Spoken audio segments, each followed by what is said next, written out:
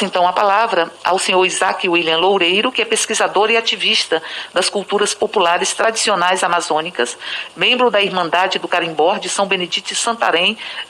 Novo, no Pará. Então, prazer tê-lo aqui. Isaac, lhe passa a palavra por um período de até 10 minutos. Bom dia a todas e todos. É uma satisfação para nós aqui do Pará, do Carimbó, estar participando dessa audiência pública, né, na Câmara Federal. Agradecemos o convite, principalmente hoje, né, 10 de setembro, que é justamente as vésperas do aniversário de 7 anos do registro do Carimbó. Nós tivemos o registro do Carimbó realizado no dia 11 de setembro de 2014, né, então estamos há 7 anos. Estamos comemorando essa conquista porque essa conquista do registro como patrimônio material brasileiro foi resultado de quase uma década de luta, né, do movimento da campanha do Carimbó, que reuniu grupos, comunidades e mestres de todo o estado do Pará, nessa bandeira comum de buscar reconhecer, valorizar, proteger e realmente garantir dignidade para essa tradição que tem mais de 200 anos no estado do Pará e que sempre foi ignorada, menosprezada, perseguida, criminalizada, né, pelas esferas de governo, né, pela sociedade maior. Então a gente tem a compreensão de que a política de patrimônio material, né, que o nosso país, que o Brasil desenvolve, né, criou a partir do ano 2000, é uma política fundamental, não apenas no sentido cultural de garantir a salvaguarda, a proteção dessas expressões culturais que são base fundamental, essencial da nossa identidade, da alma do povo brasileiro. Mas também nós entendemos que essa política de reconhecimento dessas expressões culturais do nosso povo como patrimônio material é parte, né, do pagamento de uma dívida histórica que o Estado brasileiro tem com as populações, os povos e as comunidades que formam esse país, que ao longo de séculos foram excluídos do processo de construção das políticas públicas, foram excluídos do processo histórico, até mesmo do reconhecimento como cultura. Nós tivemos várias expressões reconhecidas como patrimônio cultural, como o próprio carimbó, o samba, a capoeira, que foram perseguidas, que foram proibidas durante décadas pelo Estado brasileiro, que foram criminalizadas, onde seus mestres e mestras, seus detentores, seus brincantes, foram barbaramente e violentamente negados no seu direito, foram criminalizados. Então, o reconhecimento como patrimônio, para nós, é uma forma de você pagar um pouco dessa dívida histórica que o Brasil tem com a sua cultura, com o seu povo. Então, quando a gente vem aqui falar numa audiência pública sobre o patrimônio material, nós viemos aqui, na verdade, para fazer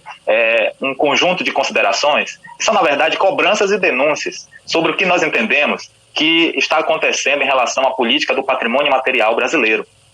Nós, do Carimbó, tivemos a iniciativa de buscar o reconhecimento, porque entendemos que é um direito nosso garantir o reconhecimento do nosso patrimônio, a salvaguarda dos saberes e fazeres dos nossos mestres, garantir recurso público no orçamento para que os nossos mestres, os nossos grupos, que já fazem, vejam bem, que já fazem salvaguarda do patrimônio por conta própria, com recurso próprio há mais de 200 anos, para que essas pessoas que mantêm vivas essas tradições, sem nenhum apoio do Estado, e muitas vezes em oposição ao Estado, que perseguiu, que criminalizou ou que ignorou essas manifestações, nós entendemos que esse recurso do orçamento é fundamental para que o Estado brasileiro possa, finalmente, reconhecer a sua responsabilidade na manutenção, na preservação e na valorização efetiva desses bens culturais, dessas manifestações e expressões culturais do nosso povo, hoje reconhecidas oficialmente como patrimônio material do nosso país.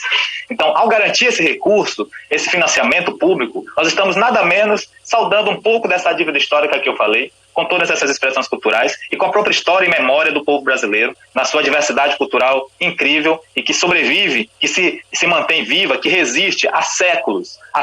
de opressão, há séculos de invisibilidade, há séculos de perseguição, né? E que hoje, infelizmente, vê a política de patrimônio que foi construída com muito trabalho e que foi sustentada, né, com muita luta por todo o povo brasileiro, pelos setores organizados da sociedade brasileira, pelos movimentos culturais, pelas redes culturais, que desde o ano 2000, a partir de 2003, começam a articular, junto com o Ministério da Cultura, junto com o IFAM, uma política, finalmente, uma política que reconhecesse o valor fundamental que essas expressões culturais têm para o nosso país e para o nosso povo, e a gente vê hoje essa política indo por ralo. A gente vê hoje esse compromisso histórico que o Estado brasileiro começa a esboçar do ano de 2000 para cá, criando a lei, né, do Programa Nacional do Patrimônio Material, estruturando o IPHAN para que pudesse reconhecer e registrar esses bens culturais e materiais do nosso país, a gente infelizmente vê essa política com retrocesso tremendo. E nós dizemos isso porque nós aqui do Carimbó, como todas as outras expressões culturais reconhecidas como patrimônio material do Brasil, estão sentindo hoje na pele a ausência completa de ações da instituição responsável por garantir a salvaguarda desse patrimônio, por garantir as políticas públicas que atendam às necessidades das comunidades, dos grupos, mestres e mestras detentoras desse patrimônio material. Nós estamos aqui para denunciar, deputados que estão aí nos ouvindo, a omissão criminosa do IPHAN e do governo federal em relação à garantia, né, dos direitos das comunidades, dos mestres e grupos detentores do patrimônio material brasileiro. É inadmissível que no orçamento desses órgãos o governo tenha cortado a verba para garantir as ações de salvaguarda, a execução dos planos de salvaguarda já aprovados por todos esses bens e materiais registrados. É inadmissível que não tenha dinheiro, deputada, nem para fazer reuniões dos representantes, das lideranças que compõem os comitês de salvaguarda desses bens culturais. Comitês, inclusive, que assim como o Conselho Nacional de Política Cultural, foram dissolvidos pelo governo Bolsonaro, de canetada, logo no início do seu governo. Esses comitês são a representação das comunidades detentoras, são a reunião das lideranças que sabem, que vivem na pele no dia a dia, as necessidades e os problemas enfrentados por cada bem cultural. São esses comitês que discutem e dialogam com o IPHAN as ações necessárias para garantir a sobrevivência, a dignidade, as ações que garantem a continuidade, a preservação, o repasse dos saberes desses bens culturais para novas gerações. E tudo isso foi destruído numa canetada pelo presidente. E continua aí. A gente está numa situação de completo limbo institucional. Nós não sabemos onde está mais a política de salvaguarda dos bens culturais brasileiros dentro do governo federal. Porque dentro do IPHAN, o próprio Departamento do Patrimônio Material, o DPI, está completamente inativo. Ele está completamente bloqueado, sem ações, não tem recurso para fazer reunião, não tem recurso para mandar um técnico fazer uma visita a uma comunidade detentora. Nós do Carimbó e vários outros bens culturais, com planos de salvaguarda aprovados, planos de salvaguarda que foram fruto, no nosso caso do Carimbó, de mais de 5 anos de reuniões e debates com as comunidades detentoras. Reuniões e debates realizados, senhores deputadas e deputados, com o nosso próprio recurso, fazendo coleta para que a gente pudesse viajar para os municípios, pudesse reunir os grupos, garantindo coleta entre os grupos para comprar alimentação, almoço, refeição para a gente poder estar juntos discutindo. Nós levamos 5 anos nesse processo e o plano de salvaguarda que resultou disso está engavetado no IPHAN. Estamos esperando que seja colocado em prática. E para isso tem que ter recurso no orçamento. E é por isso que nós reiteramos que para que a política de salvaguarda brasileira possa ter continuidade, o IPHAN precisa desbloquear seu orçamento e garantir recursos para que as ações de salvaguarda possam realmente ser efetivadas, para que a gente possa contar, né, concretamente com a participação efetiva do Estado brasileiro na salvaguarda do bem cultural, porque o que está acontecendo hoje, novamente, é a salvaguarda acontecendo somente pelo esforço das comunidades detentoras. Essa era a situação que nós tínhamos antes do registro como patrimônio.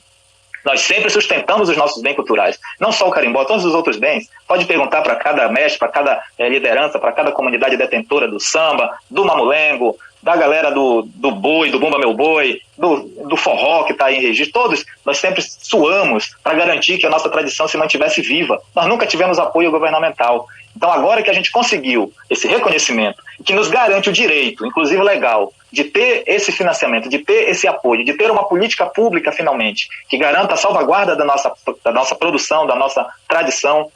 das nossas expressões culturais, entendeu? Nós precisamos garantir que essa política ela não seja interrompida, que ela não seja destruída por um governo que está aí completamente descompromissado com a garantia dos direitos da população brasileira e com a garantia dos direitos dos seus fazedores e fazedoras de cultura, com os seus detentores de patrimônio. Então é fundamental para isso, senhoras deputadas, deputados, que a gente possa ter a sensibilidade, o apoio, a parceria, a aliança com o Congresso Nacional, com os parlamentares, para que a gente possa ter condições de desbloquear o orçamento da União para garantir recursos para as ações de salvaguarda executadas pelo IPHAN. Eles precisam garantir recursos para viabilizar os planos de salvaguarda que estão paralisados. Eles precisam garantir recursos para implementar os centros de referência de cada bem cultural que estão parados, os centros de referência de expressões culturais importantíssimas, como o samba de roda, o samba carioca, o frevo, estão aí paralisados, abandonados pelo IPHAN, porque não tem verba para executar as suas ações. Nós do Carimbó estamos há 7 anos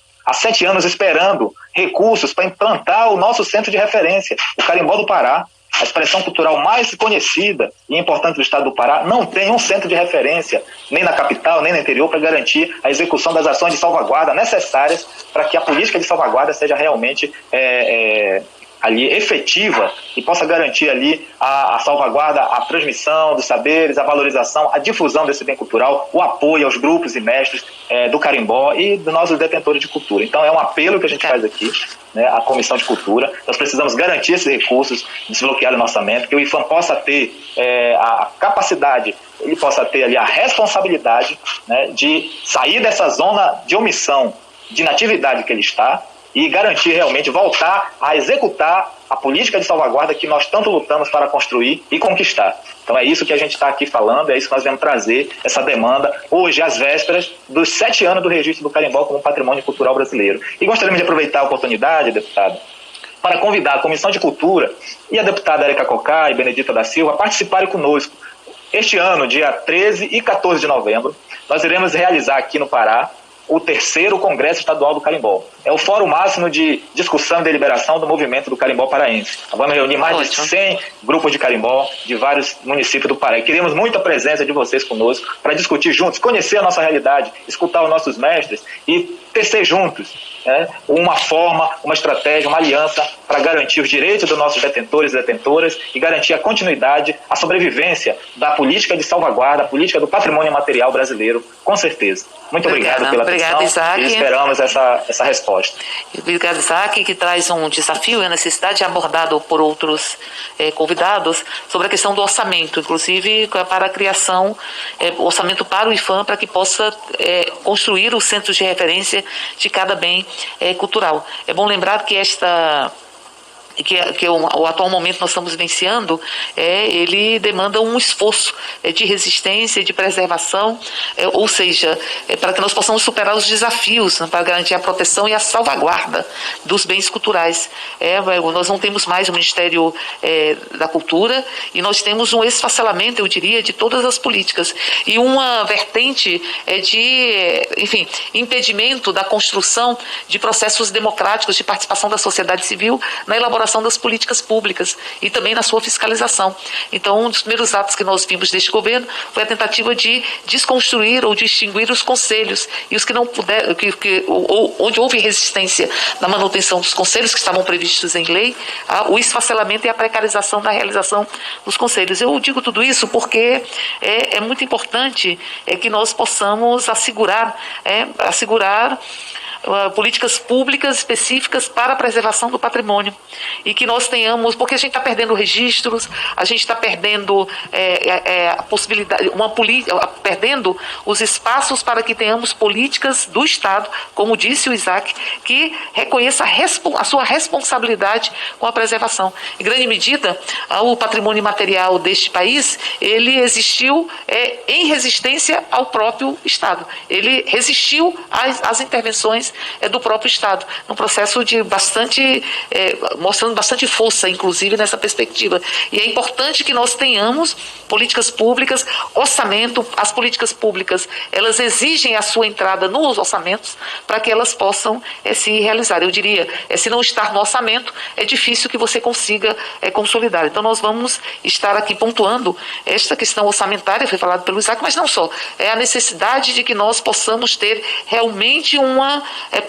políticas públicas para garantir a proteção, a salvaguarda dos bens culturais, que é a história desse país, é a existência desse país, é como o povo deste país, ou os povos deste país, conseguem se expressar e se consolidar na sua própria humanidade. Então, portanto, para que nós possamos dar continuidade à nossa audiência, nós vamos, então, escutar o vídeo, como disse a Joana Munduruku, que é membro da Federação